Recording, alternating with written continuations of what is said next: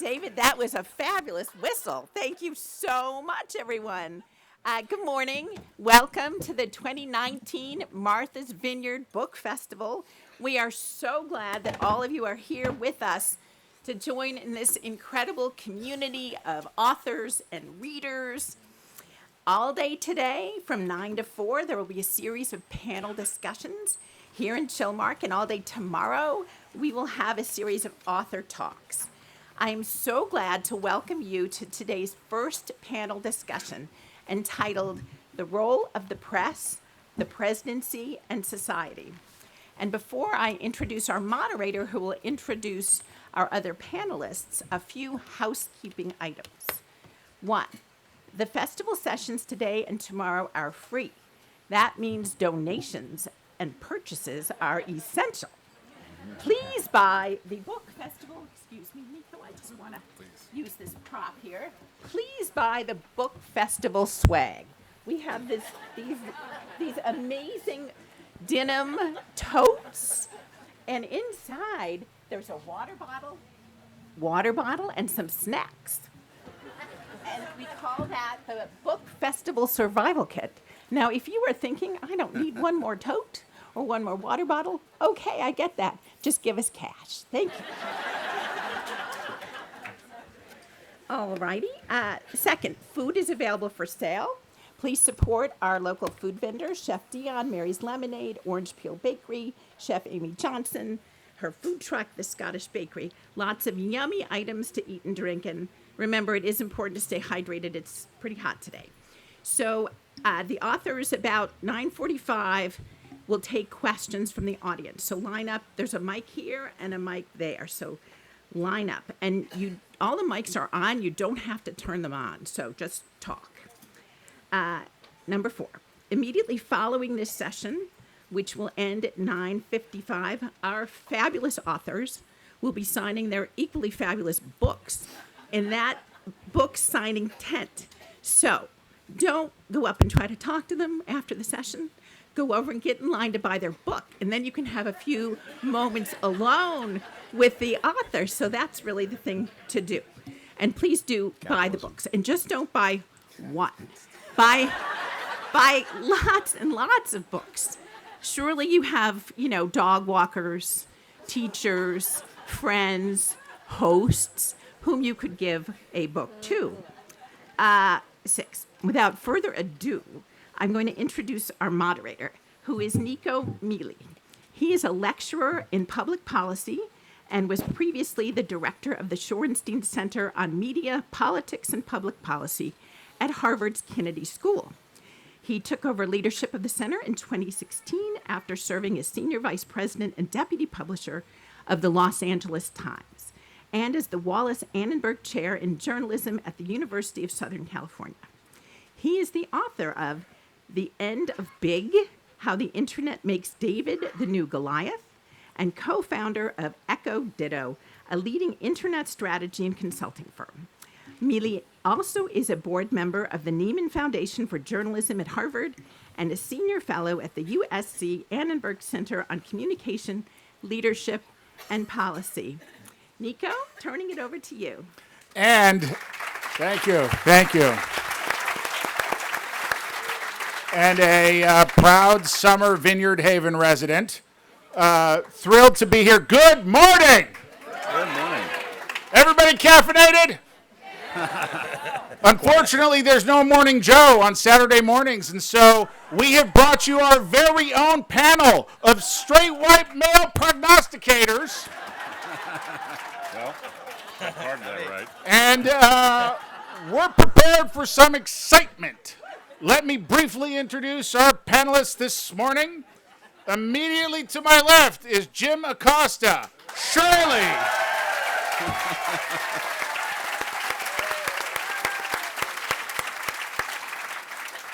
The reason why there is no more White House Daily Press Briefing, I dare say. To his left is Jeremy Hobson.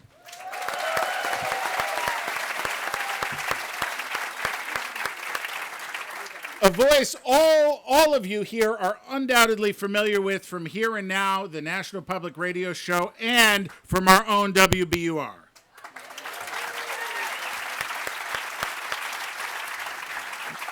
And at the end of the table, last but certainly not least, Mark Leibovich, author of This Town.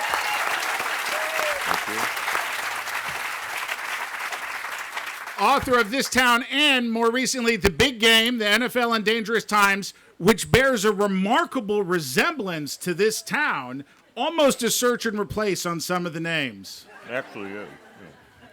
So I'm going to start. I read both of these books this week. I took copious notes. I really enjoyed both of them. They were quite stunning. In the case of Jim's book, we were all there for it, but you forget how much has happened. I forgot Kellyanne Conway. They said that microwaves were monitoring the president of the United States. And Jim was there for all of it. And then listening to Jeremy interview Democratic voters in Cincinnati this week, I thought, oh, geez, they have to read Jim's book because they've forgotten it too. And then reading Mark's book, it was like the decline of, your bookmark is full of references to Rome and gladiators and I dare say the fall of the empire. And I was also reading another book this week by George Packer, our man. And I just want to read a quote from that book to the panel and ask them to respond. When did the long decline begin? I might point to 1998. We were flabby, smug, and self-absorbed. Imagine a president careless enough to stumble into his enemy's trap and expend his power on a blue dress. Imagine a superpower so confident of perpetual peace and prosperity that it felt able to waste a whole year on Oval Office blowjobs. Not even Al-Qaeda, which blew up 2 American embassies in East Africa that August, could get our serious attention. And Clinton's response, a bunch of tomahawks, was derided left and right for following the script of De Niro's Wag the Dog.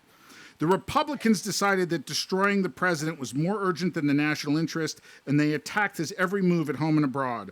Our leaders believed they had the luxury to start tearing one another apart, and they've never stopped. Did any country ever combine so much power with so little responsibility? And slowly, imperceptibly at first, we lost that essential faith in ourselves. And so I think all three of our panelists this morning have chronicled that in different ways. And I want to ask each of them, when did this begin? Wow. Who started the fire? Is that what we're getting into here? Yeah. When did the American decline begin? Wow. That's a good one for you, Mark. Yeah. All right. You mean it didn't start November of 2016? Yeah. I'm not, okay, this is where I sort of step back and say I don't necessarily associate myself with the narrative of decline. However, I will say that there definitely have been moments that you can point to. I mean, I'm guessing you could write a book in 20 years about the last 3 years, and you have a big pick of where to begin a talk like this in 20 years. Hopefully we'll all be here. I think one thing that you hear a lot around politics and in the world that we all travel in is more like the early 90s, the beginning of the Clinton years, the Newt Gingrich ascension in Washington, his sort of incursion into the leadership of the Republican Party and essentially leading a takeover of the House majority after many years in the wilderness, which really did combine or actually rely very much on the tearing down of opponents. And obviously politics has always involved some degree of just tearing down of opponents. But Newt Gingrich, I think, in the Capitol really bears a lot of responsibility for that whole era, which obviously, Bill Clinton was a central player in and a central kind of sort of self-destructive force in, and it all perpetuates it. So, there are a lot of things you can point to, and I'm sure everyone here will point to different things, but the Gingrich Revolution is something that I think I might find a scene from if I were going to write about the last, say, 25 years. Rather than 20. And I would say, though, Mark, in your book about the NFL, one of the things that struck me is you describe an anecdote. You really compare Tom Brady's mansion in Brookline with Larry Bird washing his car in his driveway in a pretty middle-class home. Yeah, no, it's true. Now, this goes directly to the Boston parochialism, which I can do as well as anything. I can do Washington parochialism, I can do Boston parochialism. But no, yeah, I mean, and look, Tom Brady is a god. I mean, he's the opposite of a god, depending on who you root for and what your loyalties are. But yeah, no, I was visiting with him, and like, you have 5 security gates, and I didn't see any security. But obviously, if you are public property today, you have a large apparatus around you that makes you at least seem less than human. And I remember I was in high school, and my lacrosse team at Newton South High School, we were coming back from a game, and there was Larry Bird washing his car outside this, house on a pretty busy street in Brookline. And yeah, I mean, it's the same. It's akin to politics in that these figures were far more accessible and easy to touch, figuratively, many years ago. And now they are all framed by a screen, which they were before, but there's a very, very different sort of feel. And there is an implication in your book that somehow greed and ego threatens to destroy football. Yeah, it's like politics. I mean, it's basically what can you get away with? And I think my sort of easel in the NFL book was the NFL owners. I mean, it's basically run by these incredibly unself-aware billionaires who are extremely greedy, and they're trying to figure out what they can sort of maximize as far as this incredible profit margin and how many games they can put on. And again, it's not unlike politics. I mean, Donald Trump is a politician who has predicated his whole career on winning. And basically you can put that forward and say it's what he can get away with. And now I think it's all sort of geared towards what can get him reelected. And that sort of is a theme that recurs throughout certainly our society, certainly our sports, and certainly our politics. Jeremy, what have what have you seen with talking to voters in Cincinnati this week, and your own? I know I also listened to your interview with Tim Alberta from American Carnage, that book. What's your view of kind of the state of American decline and what's behind it? So first of all, I was 16 in 1998, but I was here on the Vineyard when Clinton went to respond to the Al-Qaeda attacks, and I remember looking at the 3 newspaper boxes, and the New York Times said Clinton, bombs Al-Qaeda. The Boston Globe said the same, and then the Vineyard Gazette headline was "President takes quick trip off island." But I would say, first of all, I am eternally hopeful that we are not in a decline, and that America constantly reinvents itself and looks to the future and tries to make things better. I will say that the thing that has changed just under the Trump administration is that we have a president who fully understands the 24-hour news cycle and knows that all media organizations, and I include NPR in that, want something new every 3 hours or every 4 hours, and they want a new piece of tape, and he wants to give it to them because he knows that if he gives us that soundbite, that's going to be at the top of the news and not something else. And I think that our attention span collapse has been, in a way, the worst part of what's happened over the last couple of decades. And I think, our use of mobile devices and just how little we can really sit down and pay attention to something that's longer than 5 minutes is a big part of the problem, in addition to all the other things that Mark talked about. And we can all think of a million reasons why there's reason to be very concerned about where we're headed. But I think to me, that's a big part of the problem.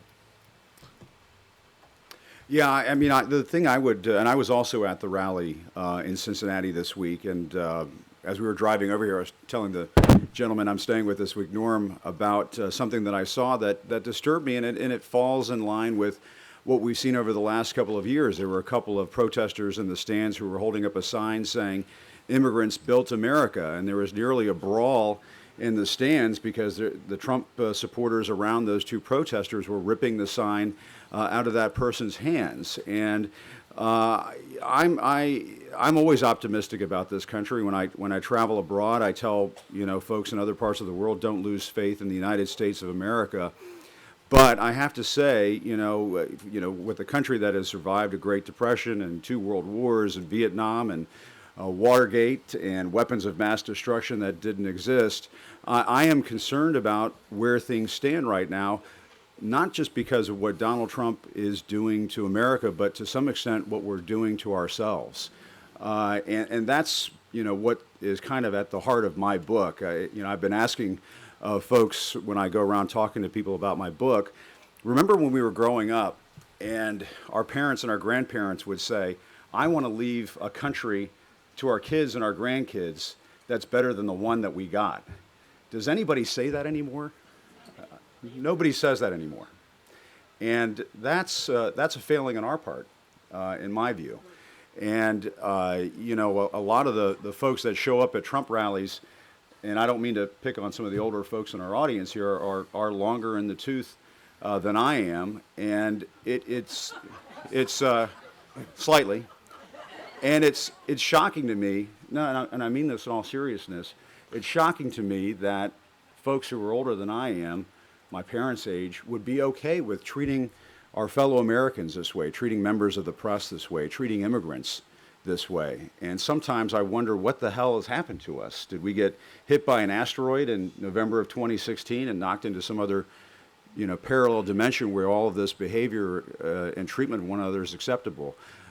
So I am concerned, and I don't know if you can pinpoint a moment in our history where there was the beginning of the decline of the United States of America, but I have to say in the last couple of years, we've shown some serious signs of decline, because if it's okay and it's acceptable for Americans and for the President of the United States to refer to the press as the enemy of the people, I ask folks all the time, okay, so after you're done calling us the enemy, who's next? Which segment of American society comes after that? And so one of the things that I'm hoping with my book is that people will hit the pause button and think deeply about the direction we're taking in this country, because I think this is a critical moment. I want to ask you about that, Jim. I will say the book was this terrifying story about your courage in many ways of constantly challenging the Trump and the administration to simply tell the truth.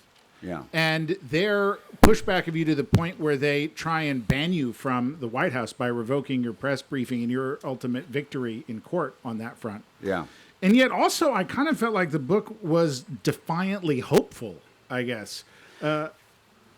Yeah, I mean, I try to have hope, despite sounding so heavy there at the beginning. And Mark and Jeremy work for some amazing news organizations. And one of the things that I was really grateful for was having basically the entire support of the White House press corps and all of the news organizations in the country when we were fighting for my press pass in court. But I try to be hopeful about what we're seeing right now. But my goodness, just the other day, the Trump campaign put out an email fundraising pitch referring to the press as the enemy of the people once again. And, it barely registered a blip. Nobody talked about it. And we've gotten to this point now where we're now numb to, we've gotten used to it. It's become our new normal, this behavior, this rhetoric, this way of talking about one another. And, I do listen to my colleagues who say, well, we've been through tough times before and we've had challenges. We haven't had challenges like this before.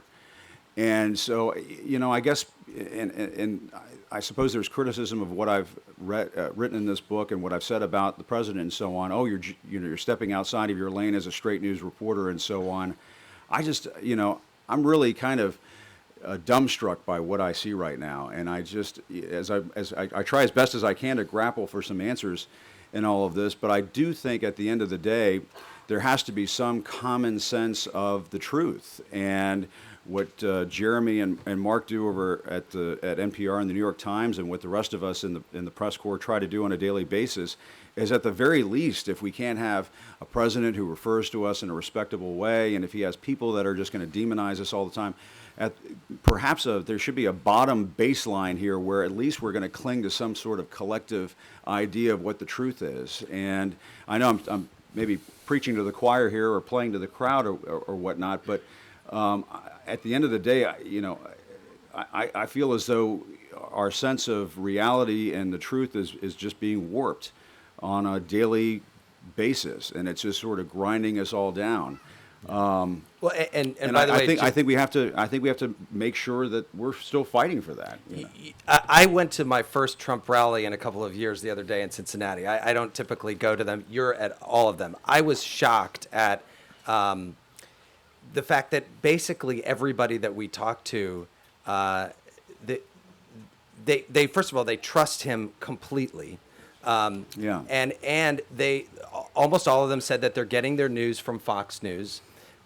Many of them had QAnon, pins or T-shirts on. This is a conspiracy theory that's been debunked in many ways. But the Q signs were all over the place. Q signs all over the place. Like they're consuming their news. Like what 30% of the country is getting their news from a place that is not telling them the whole story. Right. But part of this is like almost a coarsening of American culture that, as I was thinking about in the context of Mark's book, has been in progress for a while and is in part about greed and spectacle, right? And this quintessential, one of the things I was struck by in Mark's book with the NFL owners was how quintessentially American they kind of are in their grandiosity and they're fun. They're fun to read about. Trump can be fun in his ugliness. Yeah, sure. I mean, look, and it's funny because Jim and I were actually just talking on our way over here, and people come up to me all the time, and I'm sure they come up to Jeremy and Jim all the time and say, "You must be having the time of your life. What a great circus. What a great story." It's like everyone's tuned in, all of which is true in some ways, but it's not uplifting. It's not fun. It's not fun, to be discarded by a large portion of the population. It's not fun to have the president of the United States calling you the enemy of the people, and worse sometimes, even though the enemy of the people is, I guess he's relying on us to vet his director of national intelligence and so forth. So it does work sort of both ways. I mean, it's not that complicated. I mean, we can talk all about, what we're saying here is obviously very important, but voters have to act. I mean, voters gave us Donald Trump with maybe some foreign help, but there's only so many elections. Let me challenge you a bit on that, all three of you, in that did the media, I think at our center at Harvard, the Shorenstein Center, we published these studies on the mainstream media, top 15 outlets in the United States, how they covered the presidential race in 2016. And frankly, it's not a very flattering picture. And I don't see that they've learned those lessons going into 2020. And I'll also say, Jim, in your book... Now you're playing to the crowd. No, well... Jim, in your book, I was struck by your courage in repeatedly challenging the president, asking a lot of follow-up questions, not letting them lose the thread, which they're brilliant at losing. Yeah. And how that seemed to stand out from many of your colleagues. Well, as I like to say, Donald Trump loves the coverage, but he hates the scrutiny. Going back to the way we covered things during the 2016 campaign, keep in mind, ever since the day he came down that escalator and referred to Mexican immigrants as rapists and criminals, he was essentially the GOP frontrunner. And so, to ask news organizations to not cover the GOP frontrunner as the frontrunner is not exactly clinging to the real world. I mean, that is how we're going to cover the race. The frontrunner is going to get more coverage than the people at the bottom of the pack, in the way that the media works today. If we want to come up with a different system where we don't have, massive corporations bankrolling elections like we do in this country, then perhaps we might have a more democratic way of communicating candidates' ideas. But getting to the other part of your question, I mean, I try to do this in my book. I try to put transcripts from various exchanges that I had with the president and other officials. You can see in many of the exchanges with Donald Trump, you get 4 or 5 words of your question out, and he's already interrupting you as soon as you get going. And so one of the reasons why I put those transcripts from time to time in the book is so that the public can get the sense, the reader can get the sense as to what's going on. And so on the fly, as he's interrupting you and insulting you, you've got to think about what you're going to do. And I describe it as a question of what would you do? Do you just sit there and take it when he's beating up on you at a press conference? Or do you push back and you say, no, Mr. President, you need to answer the question. Let me ask it a different way. And at that press conference that resulted in the revocation of my press pass, I wanted to ask him about this lie that he told during the 2018 midterms, that this caravan of migrants heading towards our border amounted to some kind of invasion of our country. There was no invasion of our southern border. San Diego did not become New Guatemala. This was total hyperbole, and it was racist hyperbole. And so, we face these challenges on a daily basis. And thank you for saying that, I've displayed some courage, but there's been other members of the press corps who have also been berated in this fashion. People like April Ryan and Yamiche Alcindor over PBS at the same press conference on the day that resulted in my press pass being revoked. He was calling Yamiche, essentially a racist because she was challenging the president on, whether or not his calling himself a nationalist is a dog whistle to white nationalists. So there are other folks in the White House press corps who are asking some very tough questions in difficult circumstances. But yes, they want to put us in that position because they don't want the scrutiny. But what, I guess I would ask all three of you, what's something you hope that your colleagues in the press do differently in covering the 2020 election? And I'll say that in the context of the morning after the Democratic debate this week, I will confess, addicted to Morning Joe. And they went like seamlessly from handicapping the presidential primary to handicapping the Red Sox. It was one single conversation, and I had just finished your bookmark. Neither is a pretty picture right now. And exactly, but there was no discussion of any substance of the debate at all. And because there wasn't like a clear winner, and there were no polls yet, they didn't know what to talk about. Yeah. Well, okay, I'll start. I mean, One thing to do differently. I mean, okay, the two things that people focus on is should the cable networks broadcast the president's rallies live for 2 hours or whatever, and you get a lot of different answers, or should the New York Times put some tweet on the front page or write about it at all? Should we just ignore it? I mean, you could have a long philosophical discussion about it. I believe that this is news. I believe he's the president of the United States. I believe that while we might have plenty of information about who this guy is, it is important. Look, I think I don't want to speak for the whole media. I would hope that, I took Andrew Yang, the Democratic candidate's words to heart the other day. I was at the Detroit debate, and he said he talked all about various plans in the last debate, and all anyone wanted to talk to him about or talk about his performance was he wasn't wearing a tie. I think this is a battle we are all fighting, often unsuccessfully, about focusing on what matters. On the other hand, it's also hard when you have 22 candidates and debate formats that are really quite unruly. So I guess you want a quick answer here. Take your time. All I would say is, I don't know. We just hope we do better. We do our best. We're not that organized. It's not like we sit around in the room saying, "What are we going to do different this time?" But you're not that organized. But there are standards and trades in the profession, and even in your book, This Town, you talk about the clubbiness of the DC press corps. Yeah. And so and what stood out to me in Jim's book was the extent to which he really led that in many ways and broke out of the pack. Reporting does not require a moral vacancy. No, absolutely. And also, I think that if there is one thing that, to sort of echo your point, that's a nice thought. Moral vacancy is often a direct product of PAC journalism. And PAC journalism is something that we are all very susceptible to. It's the kind of thing that lets groupthink, like the fact that there absolutely are weapons of mass destruction in Iraq, the fact that America is not ready for an African-American president, the fact that Donald Trump could never be elected president. It just leads to big, massive, stinking errors repeatedly. And what we have to do is get out of that bubble or always challenge ourselves to not play by the norm and hopefully get out and get outside of Washington, get outside of Martha's Vineyard. Do you feel like yes, for sure, a white bubble? What are you talking about? This is literally America. one. This is America. What are you talking about? But do you think that there is this among your peers? Do you feel like there's a discussion and an acknowledgement and a real examination of the ways you have to break out of your own bubble?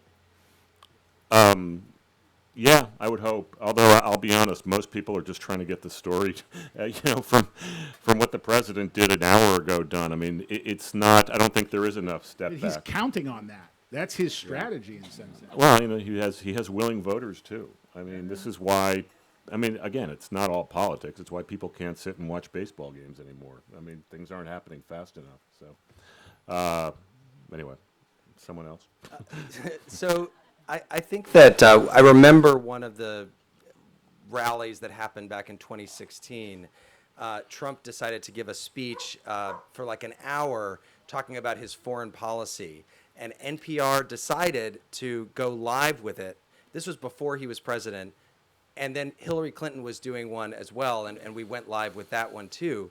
And there were a number of stations, because NPR stations don't have to take what the network is offering. There were a number of stations that didn't take it. They didn't want the Trump one, or they didn't want either one. And when you look back now, if you go back and listen to that speech, it actually was the right thing to do, because it actually gave our listeners a sense before he was president of his foreign policy philosophy, at least as it was at that time. I think now we, and I don't know if you guys agree, but I think because we've now had 2.5 years of President Trump, we have a little more context for what's actually important and what's not important in his tweets, especially because they come out many, many times a day, and you have to decide, is this going to be the top story on our show today because he just tweeted this, or does he really mean that he's going to shut down the entire border with Mexico next week if they don't stop all illegal immigration, which is what he said he threatened to do, and then, of course, he pulled back at the last minute. And we decide, do we want to throw out this story about the Arctic ice melt that we're going to put at the top of the show today because Trump just said this, or do we not do that? And I think that at least, I think it's going to be really hard to go into this next election and do everything right.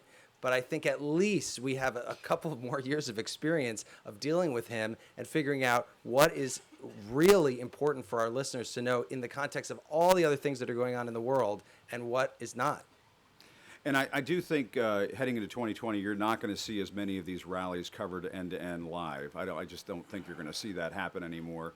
We have learned some lessons from all of this, and part of it has been demonstrated by the president himself. According to the Washington Post, he's uttered some 10,000 false or misleading statements since coming into office. That has obviously given us grounds for being a little bit suspect in terms of whether or not we're going to cover these things end to end. And so I think we're going to see more of heading into 2020 is, yes, there will be coverage of the rallies, but they won't be live from start to finish, with the podium shot. Okay, there's the podium. He's going to be there shortly, and that sort of thing.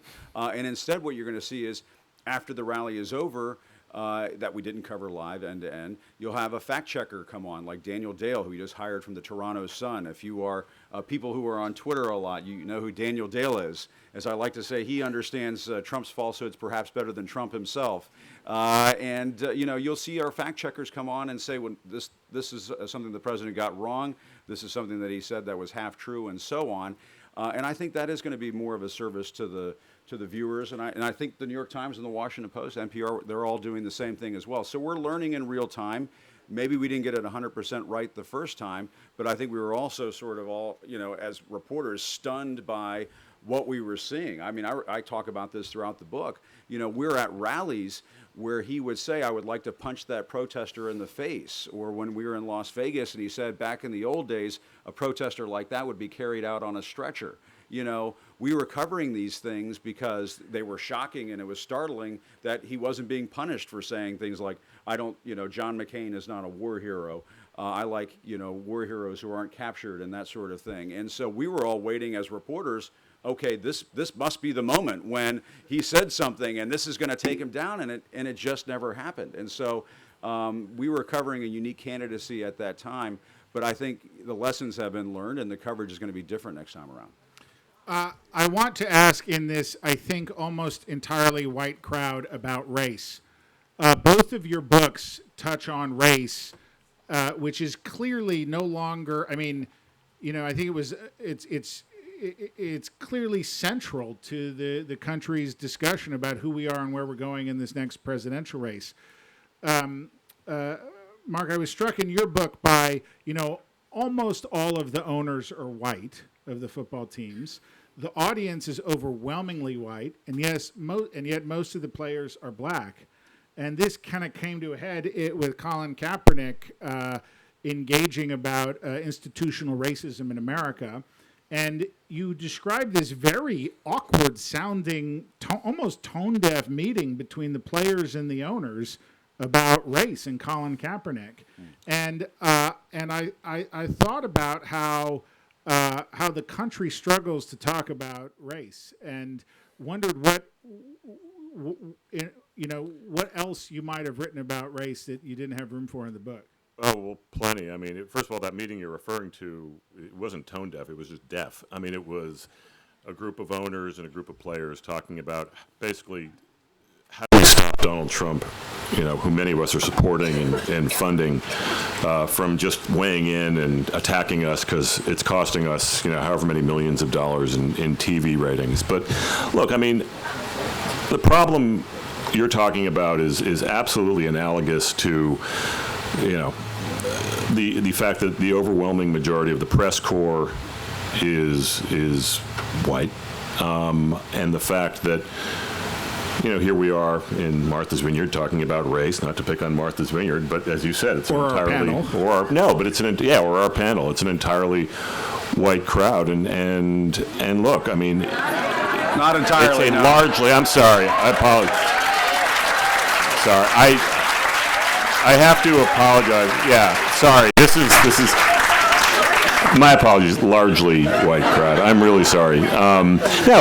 The point is this, though. It is we are in these bubbles, and there is way, way, way too much inequality in how we all talk about each other. I think in the Democratic Party, it's a far more diverse sort of tableau, and it's very look. It's a problem that is being faced in every sector of society, whether it's football or politics or the media or just our economic fabric to begin with. So. Jim, you also have. I wondered, reading your book, to what extent you feel like your Cuban heritage and being the son of immigrants contributed to the president attacking you.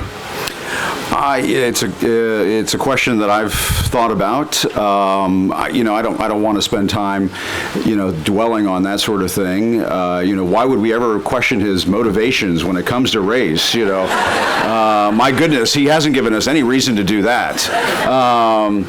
No, but I talk about this, and if you want to hear it, I'll talk about it, because when you say an all-white panel, I have to say my father is a Cuban immigrant, and my mistake. He came over to this country in 1962, 3 weeks before the Cuban Missile Crisis. He was 11 years old at the time. There weren't any jobs in Miami, so he and my grandmother, who he came over with, moved up to Northern Virginia, right outside Washington, D.C., and there weren't many Cubans or Hispanics running around that area in Virginia at that time, so I like to call my dad one of the original dreamers.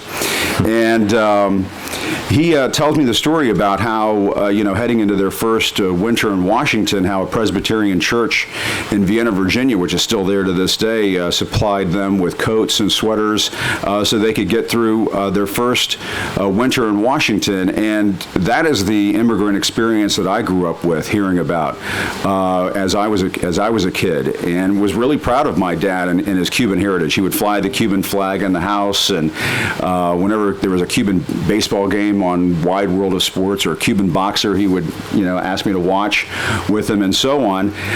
Talked about this teacher at his his elementary school in Vienna, Virginia, would pull him aside to teach him how to read and write. And, President Kennedy at the time was not referring to Hispanic immigrants coming into this country as rapists and criminals. And so we have to understand that what we're seeing in real time is having a toxic and poisonous effect on the rest of American society when it's become acceptable or part of the new norm for millions of Americans to refer to immigrants in that fashion. That's the reason why. People ask me, well, why did you get into it with Stephen Miller at that press briefing over the Statue of Liberty? I mean, to me, it was just sort of shocking to hear the White House present a plan to cut legal immigration in this country by 50% and to apply a language standard when we've had generations of immigrants coming to this country for decades who did not speak English, did not read and write English when they first came into this country, and they did just fine. My dad didn't speak English, didn't understand any English at all. Yes, he worked in a blue-collar job, but he raised me and my sister, helped raise me and my sister, and we did quite well in this country. And so I think our immigrant experience is a net positive and a huge benefit to our country, and we've totally lost sight of that. And so, yes, when I read the first couple of lines to Emma Lazarus's poem, the New Colossus, to Stephen Miller, he and I went at it. He said, well, that part of the poem was added, or that poem was added to the Statue of Liberty, after it was built. They added it later. And I said, well, Stephen, you're engaging in national park revisionism. To try to suggest that the Statue of Liberty is not a beacon of hope to immigrants in this country, to me, was just another example of the way they try to gaslight this country. And so, as a reporter, as the words are coming out of my mouth right now, I can hear people say, well, should you be talking about the White House in that way and talking about, well, yes, we should be talking about it that way. And as a journalist, if you have any respect or appreciation for the truth in this country, then of course you should be able to say that the Statue of Liberty is a beacon of hope for immigrants in this country, and there's nothing wrong with saying that. And so, I get a little bit amped up about this sort of thing, but I am proud of my dad's Cuban heritage, and I remember after that happened, I was walking down the sidewalk outside the White House, and an Indian American family came up to me and told me how much they appreciated that. And I've had countless experiences like that. There are whole communities in this country of immigrants who feel like they're being ground down by this administration and are being just treated un-American on a regular basis. And I'm waiting for people to finally say enough is enough. I don't understand how we can treat our fellow human beings in that fashion, no matter what their immigrant status might be. And so, yeah, I do get fired up about it, but it's because of that experience that I had growing up, and I think it's just fine to be able to apply those experiences to the reporting we do every day. So I'm going to open it up to questions. You can go to either mic on either side. While we're waiting for we have our first question? Go ahead. Hi. Ask it and I'll repeat it. Yeah, it doesn't matter. You were talking to, I'll repeat it. The mic's not working. I'll repeat it. oh, okay. So, Don't worry, we won't take the microphone from you here. right, well, that's my question. You were talking about how Trump interrupts in the middle of your question.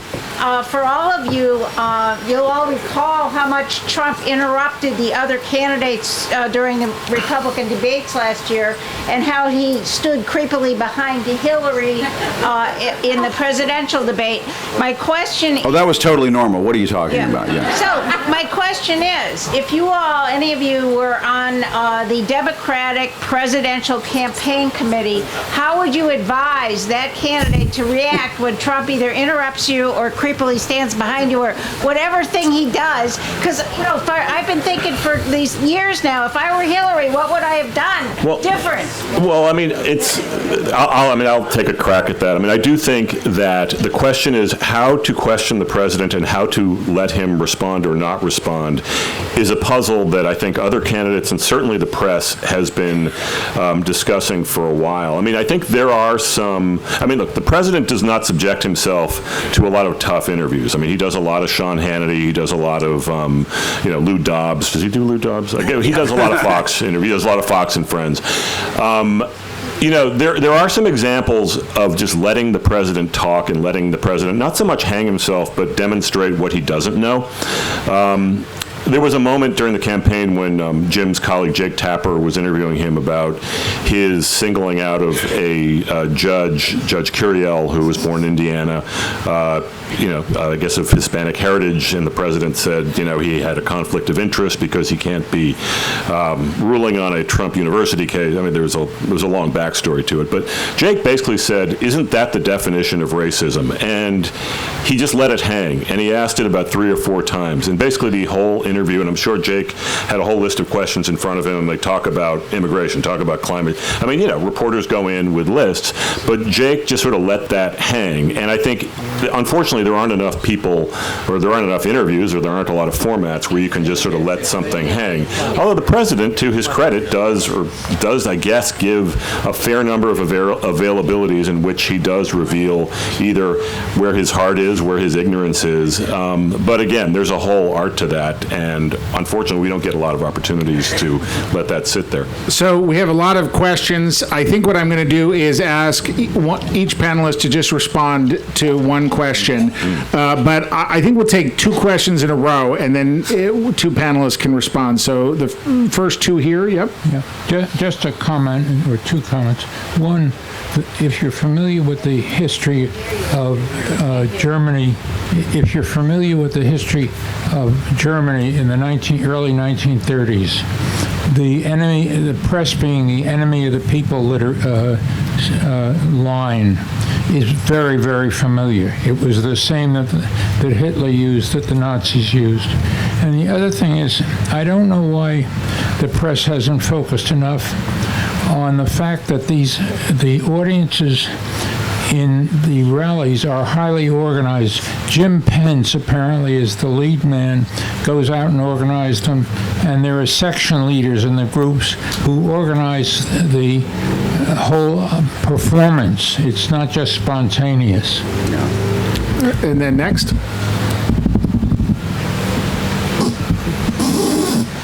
Yes. I came in late, but I didn't hear any comments on the office of the press secretary. And my question is phrased with the concept that the oxygen of the White House is the tweet. There has been a calculated maneuver to go do away with the press secretary's role in the daily conference, which for decades has been a bargain. And the press secretary not only represents the president, the press secretary represents the people of the country and has an obligation to reveal information to the public. Why has not the press organized and said, we're going to take away the tweet if you don't give us the press secretary back again in a fair manner? Hear, hear. No, I think that that is a huge development in the way we've covered the White House. The press briefing has completely gone away. I think we've had 2 or 3 of them this year. And so it's, the press briefing has been essentially killed by this White House. And what has come in its place is essentially we see Kellyanne Conway or other White House officials will go out, do a live interview on Fox News, an exclusive interview on Fox News, and then as they're heading back into the White House, they'll stop and take a few questions from reporters, often berating those reporters, as we saw recently from Kellyanne Conway, when she asked a reporter, what's your ethnicity? I don't know if you saw that, when she said that to somebody, one of the reporters at the White House. I mean, our jaws, you would think by this point our jaws wouldn't drop anymore, but that is not the case. So it still happens. But you're absolutely right. The problem is, and I talk about this a little bit in the book, and Mark knows this, and Jeremy knows this, it's extremely difficult to get all these news organizations to band together as one and say, well, okay, we're not going to give you this if you don't give us press briefings anymore. We're not going to, put your tweets on the air if you don't give us press conferences anymore. Jim, is there any point of leverage that we could take, that anyone could take to get the press briefing back? I mean, I think that there's always leverage. The question is whether there's a will to apply that leverage, and I think that is where the. Would you want it back? The press briefings, absolutely. And people ask all the time, why? And the flip side of this, sir, is we hear from folks occasionally who will say, well, why do you have those press briefings anymore? They're useless. They come in there and they lie to you and they don't tell you the truth. And I'll say, yes, that's true. But to me, sometimes that's just as revealing as when they do take our questions or they do answer things in a straightforward way. I mean, one of the problems that I think Sarah Sanders was running into, and I think that one of the contributing factors to the death of the press briefing, is that she had been caught in so many lies and whoppers that not only was her credibility being shredded, she was potentially running into a situation where she could be in some legal jeopardy. And as we found out during the Mueller investigation, came out in the Mueller report that she admitted to the federal investigators conducting that probe that she had knowingly passed on false information to reporters during a press briefing when she was talking about why James Comey was fired. And so, I think one of the reasons why that press briefing has gone away is that it's become, a trap door for them and to some extent, in that they could find themselves in some jeopardy if they go in there and they just lie about something that could get them in trouble later on. Okay, we'll take two questions here. Hey, Nicco, let me just weigh in real fast on that. First of all, just on your comments, sir, I just want to say the media are not the enemy of the people, and it's offensive as somebody I've been working in journalism for 20 years now, and everybody that I have worked with over that entire time is spending every single day trying to get the truth out, trying to be as fair as they can be, given the biases that we all have, I just spent the other day at this Trump rally and did a piece for our show, 11 minutes, talking with people who have gone to that rally, Trump supporters, at length about why they like him, what they want to hear from him. And if you look at the comments on our website from that, a lot of our listeners don't want to hear a word that these people have to say. And I would say that to all of you, as consumers of the news and interested citizens and informed citizens, you should want to hear exactly what people who disagree with you think about what's going on. Very good. How do those memorable interactions of Sam Donaldson with President Reagan compare to this moment or interface with this moment? Yeah. And then the second question? About euphemisms. We talked about the 2016 election and the press coverage. I know the New York Times spent years agonizing over whether to use the L word, lie. I've heard up here half-truth, not the whole truth, falsification. Will the press actually be able to use the L word for real for the upcoming election? Sometimes. I mean, this is above all of our pay grade. Actually, it's not. I don't know about TV pay grades. It's a whole different pay grade. But no, I know that lie is a I don't know, your book did pretty well, Mark. Sometimes. It's different, though. But Dean Baquet, who's my boss, the executive editor of the New York Times, has kind of, I guess it's a standard. It's kind of like you know it when you see it. But there are times when we will call what the president says a lie. I mean, same here, same at NPR. Yeah, in headlines, on the front page. I mean, it doesn't matter. I think it's a matter of degree. And I think what Dean's point would be is that if you use it every day, which could be appropriate in some ways, you're going to cheapen the phrase or cheapen the word. So, I mean, sometimes we do it. We just, I think, are pretty judicious about it. We use the word lies. Jeremy, any thoughts? Yeah, we have gotten, I mean, it is above my pay grade. It comes down from on high at NPR when they want us to use that word. I think it's what the argument that's made is it's hard to determine the intent behind whatever he says, whether he meant to lie or whether it actually is an accidental falsehood. That's I mean, it sounds like that's the same situation at the Times. But the other thing that just came up is the word racist, and NPR came down and said on the attack against the Squad when he said go back to the country where you came from, to 4 congresswomen who are all U.S. citizens, 3 of whom were born in America, that we were to use the word racist to describe that. By the way, the EEOC, part of the government, says that if you say that it's literally written in the document, if you say that to somebody at work who is an immigrant, it's a fireable offense to say, go back to the country where you came from. True. And on Sam Donaldson, I just want to say very quickly, yes. And Sam Donaldson has been very supportive of our cause over at CNN. He put out an op-ed right before my book came out and said that what I'm doing is exactly right, which I was like, thank God Sam Donaldson said that. That was terrific. And he was supportive during our case. So yes, Dan Rather, Sam Donaldson, some of those pioneers in this craft, they understand what we're going through now, and they've told us as much that they sympathize. And Sam told me once, he said, Jim, we had it tough. Reagan would ice us out, and that's why you would see those clips on the news where Sam would shout questions at the president, and Ronald Reagan would put his hand up to his ear and pretend he couldn't hear Sam Donaldson. Sam once told me that that is nothing in comparison to what we're going through right now, and I get the sense that he wishes he could get back into the game a little bit to take it to Trump, and it would be something to watch. I have a feeling this panel could go on for another hour, but we have, unfortunately, no more questions. We got another panel that has to get in here in 4 minutes. I did want to ask very briefly each of you to say what book you're reading now.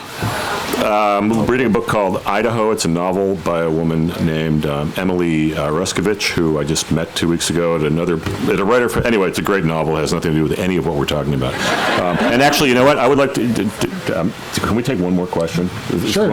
One more question. Just real quick, because you were just like jumping up and down, and I was feeling bad. Sorry. The title of this forum is The Role of the Press.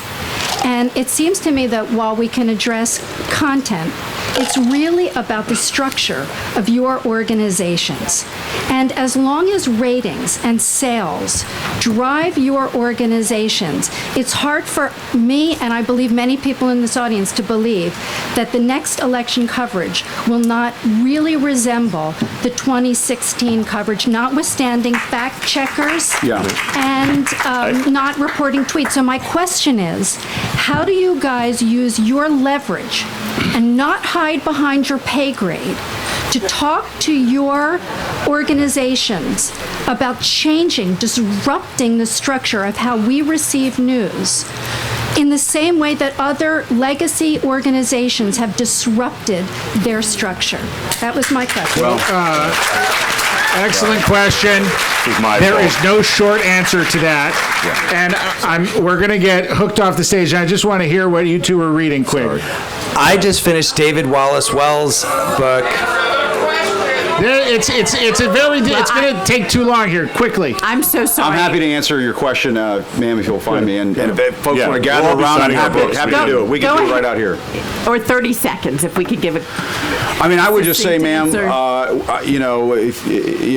I've been accused of being plenty disruptive. And I would say that we are attempting to break out of some of these traditions and norms that we've seen over the last few decades. As I like to describe it, a new kind of president requires a new kind of playbook for journalists. And I think we're finding our way. I mean, listen, I've had a death threat just about every week since Donald Trump has become president. And when my press pass was restored by a federal judge, there was a tweet that said, "Kill Jim Acosta," that required me to have 72 hours of around-the-clock protection. I was standing in the cul-de-sac outside of my house with my son throwing the football with a guy with a gun on his belt, protecting me and my son because they were so concerned. So journalists, and I just want folks to understand this, journalists these days are undergoing some tremendous circumstances in trying to report the news these days. And yes, ratings and all of that does complicate editorial decision making at times, for sure. Show me a time in American history where that hasn't occurred in the profession of journalism here in this country. But make no mistake, there are journalists who are putting a lot on the line these days to make sure that you are getting the facts and getting the truth. We are out of time. And I'm reading right now, I am reading Profiles in Courage by John F. Kennedy. I had never read that before, and that's what I'm reading. Thank you, all three of you, for your courage as reporters. Please buy these books. They're excellent. Thank you. Thank you so much for coming. And Jim will be back here in the morning if you want to continue the discussion or go buy the book. And Mark will be back here as well tomorrow. What's that? Thank you, everyone. Please go buy books. Thank you. Great job.